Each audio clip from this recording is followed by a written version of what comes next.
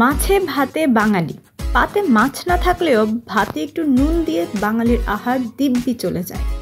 কিন্তু এই অনবদ্য চিত্রে ছেদ ঘটিয়েছে শরীফ নামের এক ব্যতিক্রমী ব্যক্তি, যিনি ৩৫ বছর ধরে শুধুমাত্র রুটি খেয়ে বেঁচে আছেন। শরীফ সিরাজগঞ্জ জেলার শাহজাদপুর উপজেলার রূপবাটি ইউনিয়নের বাসিন্দা। ১০ বছর আগে বিয়ে করেছেন এবং তার এক ছেলে ও এক মেয়ে রয়েছেন। শরীফের খাবারের তালিকায় থাকে শুধুমাত্র রুটি এবং তার সাথে সবজি ভাজি, মাঝে মাঝে মাংস বা ডিম। ভাতের প্রতি তার কোনো আগ্রহ নেই, এমনকি ছোটবেলায় মায়ের প্রচেষ্টাতেও ভাত খাওয়ার অভ্যেস তৈরি হয়নি। শরীফের মা সাবেয়া বেগম বলেন, যতবারই ভাত মুখে দেওয়ার চেষ্টা করা হয়েছে, শরীফ তা বমি করে ফেলে দিত। পরে রুটি খাওয়া শুরু করে এবং সেই অভ্যেস আজও পরিবর্তন হয়নি।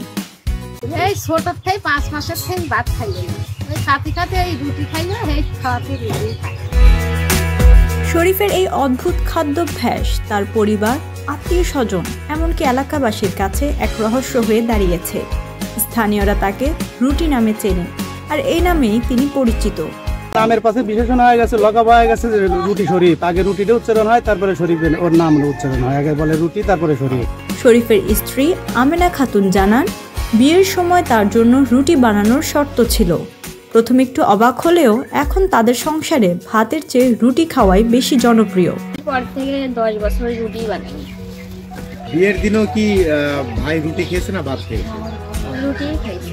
শরীফের পরিবার জানিয়েছে, তার বাবা রজব আলীও বিভিন্ন চেষ্টা করেছিলেন, তবে শরীফ একমাত্র ওয়ালটন এসি দিচ্ছে 1 বছরের রিপ্লেসমেন্ট গ্যারান্টি। ভাতের প্রতি আগ্রহ দেখাননি। এমনকি ভাত খাওয়ার জন্য শরীফকে চিকিৎসক এবং কবিরাজের কাছে নিয়ে যাওয়া হয়েছিল, কিন্তু সেসব প্রচেষ্টাও ব্যর্থ হয়েছে। এখন শরীফের এই বিশেষ খাদ্যাভ্যাস এলাকায় একটি আলোচনার বিষয় হয়ে দাঁড়িয়েছে। অনেকেই জানতে চান, কেন ভাত খান না আপনি? এমন প্রশ্নে তাকে বিব্রত করলেও এখন তিনি এই বিষয়কে মজা হিসেবে নেন।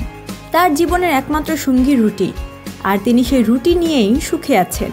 এভাবে এক ব্যতিক্রমী খাদ্যাভ্যাস নিয়ে বেঁচে থাকা শরীফ তার জীবনযাত্রা উপভোগ করছেন এবং বলে, আমি আর কিছু চাই না, শুধু রুটি আর কিছু না।